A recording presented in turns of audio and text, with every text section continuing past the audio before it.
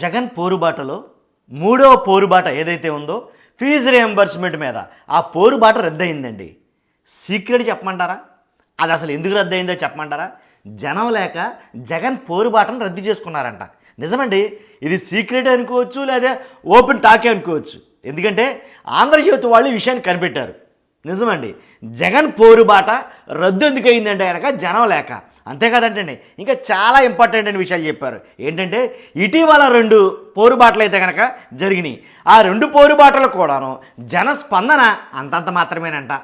నిజమండి, ఎందుకంటే ఏదైతే ఒకటి రైతు పోరుబాట ఉందో దాంట్లో రైతులే లేరంట, అసలు జనం లేరంటండి. తర్వాత ఏదైతే కరెంటు ఛార్జీలు పెరిగాయో ఆ కరెంటు ఛార్జీలు పెరిగిన దాని నిమిత్తం కరెంటు ఛార్జీల పెరుగుదల ఏదైతే ఉందో దాన్ని వెంటనే తగ్గించాలని ఒక పోరుబాట చేశారు జగన్ గారు.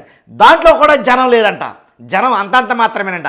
రైతు పోరుబాటలో రైతులు లేరు, అలాగే కరెంటు ఛార్జీల పెంపుదలలో పోరుబాటలో దాంట్లో ప్రజలు లేరు. ఎక్కడ చూసినా సరే జగన్ గారు ఏది తలపెట్టినా జనం లేరు. అందువల్ల జనం అంతంత మాత్రం రావడం వల్ల జనం లేకే జగన్ గారు పోరుబాటలో జనం లేక వాటినన్నింటినీ వాయిదాలు వేసుకోవాల్సి వస్తుందంట. తెలుసా మీకు? ఇది సీక్రెట్, టాప్ సీక్రెట్ అనమాట. ఎలా అంటే ఇంటెలిజెన్స్ వర్గాలు ఇచ్చాయి, లేదా విశ్వసనీయ వర్గాల సమాచారం మేరకు ఈ మాటలు చెప్పను, కానీ డైరెక్ట్గా చెప్తా. ఆంధ్రజ్యోతి వాళ్ళు దాన్ని ఈ కేసును స్టడీ చేసి చెప్పిన మాటలు అనమాట. కాబట్టి ఇటీవల 2 ఏదైతే జరిగాయో నిరసనలకు గాను ప్రజల స్పందన అంతంత మాత్రమే. చాలా చక్కగా చెప్పాడండి ఆయన. కాబట్టి సొంత కేడర్లోనే వ్యతిరేకత ఉందంట. ఇది మరీ ఇంట్రెస్టింగ్ టాపిక్. సొంత కేడర్లోనే వ్యతిరేకత ఉంది. ఏంటా వ్యతిరేకత? ఎందుకు వచ్చింది జగన్ గారికి అసలు?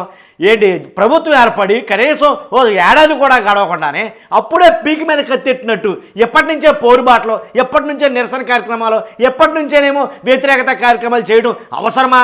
జగన్ గారికి ఆలోచన పరిధి తక్కువ అండి. ఆలోచన లేక ఎలాంటి కార్యక్రమాలను పెడతా ఉంటాడండి అని ఎవరైతే సొంత కేడర్లో ముఖ్య నేతలు, మెయిన్ కేడర్ ఎవరైతే ఉన్నారో వాళ్ళు అనుకుంటున్నారంట.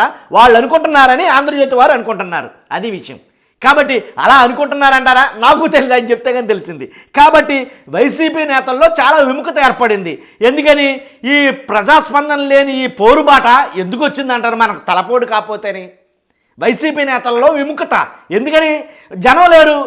రైతులు పోరుబాటలేనేమో రైతులు అంతంత మాత్రమే వచ్చారు, అది ఫెయిలు. తర్వాత ఏదైతే కరెంటు ఛార్జీలు పెంచారు, ఆ కరెంటు ఛార్జీలు పెంచిన దాని మీద మొత్తం రాష్ట్రంలో ఉన్న అన్ని జిల్లాల్లో ఏంటి మనం ఇది బాగా ఎక్కువగా తీసుకెళ్ళాలి ప్రజల్లోకి అని అన్నారో దానికి జనం లేదు, అది అంతంత మాత్రమే. ఎందుకు వచ్చింది జగన్ గారు?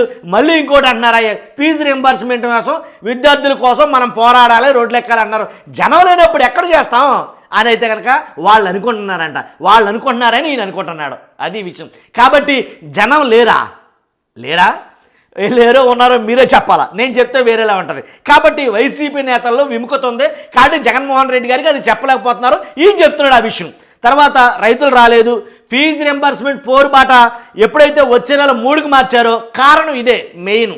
ఏంటి మీకు అర్థమవుతుంది కదండి? కారణం ఇదే.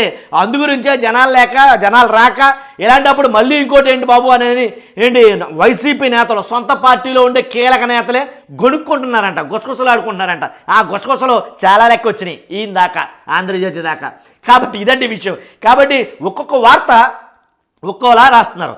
ఆల్రెడీ మీరు చూసారో లేదో, జనం ఫ్లోటింగ్ తట్టుకోలేక ఏదైతే పులివెందులో కార్యక్రమం ఏర్పాటు ఏదైతే ఉందో జనం ఫ్లోటింగ్ తట్టుకోలేక లాఠీ ఛార్జ్ వరకు వెళ్ళింది. గుర్తుందో లేదో చాలామందికి. కాబట్టి ఇదే జ్యోతి గారు అలాగే కొన్ని అంటే తెలుగుదేశంకి అనుకూలంగా ఉండే పత్రికలు ఏంటి కూటమి ప్రభుత్వానికి అనుకూలంగా రాసే కొన్ని పత్రికలే రాసిన వార్తలు ఏంటి లాఠీ ఛార్జ్ జరిగింది అంటే వైఎస్ఆర్సీపీ అధినాయకుడు జగన్మోహన్ రెడ్డి గారు సొంత కార్యకర్తలను కూడా చూడకుండా లాఠీ ఛార్జ్ చేయించాడు అని రాయించాయి. లాఠీ ఛార్జ్ చేశారంటే కారణం ఏంటి?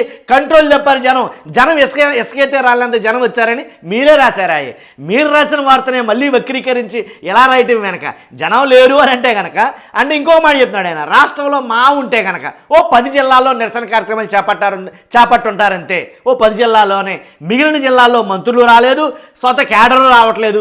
ఇప్పుడు కేడర్లో కూడా లేనిపోయిన లోపల ఒక విముఖత అయితే, ఒక నిరసన అయితే, ఒక వ్యతిరేకత అయితే ఏర్పడింది. ఎందుకు ప్రజాస్పందన లేని పోరుబాటలు ఎందుకు వచ్చింది అని మాట్లాడుకుంటున్నారు అని అయితే రాసేయడం జరిగింది. మన ఇష్టం, మన పెన్నో మన పేపర్ ఏదైనా రాసుకోవచ్చు, నేను కాదని అనగానే ఓ దస్తా పేపర్లో ఓ దస్తా పెన్లో ఓ కట్ట పెన్లో మనకు పడైతే మనం కూడా ఏమిటో రాసేయచ్చుగా, అంతేనా? కాబట్టి వాస్తవం ఏంటనేది ప్రజలు గ్రహించారు, అది నేను చెప్పేది. కాబట్టి నీతిగా నిక్కచ్చిగా చెప్పాల్సి వస్తే కనుక ప్రతి పోరుబాటకి ఖచ్చితంగా ఉండాల్సిన జనం అయితే కనుక ఉంటున్నారు, దాంట్లో ఎలాంటి డౌట్ లేదు.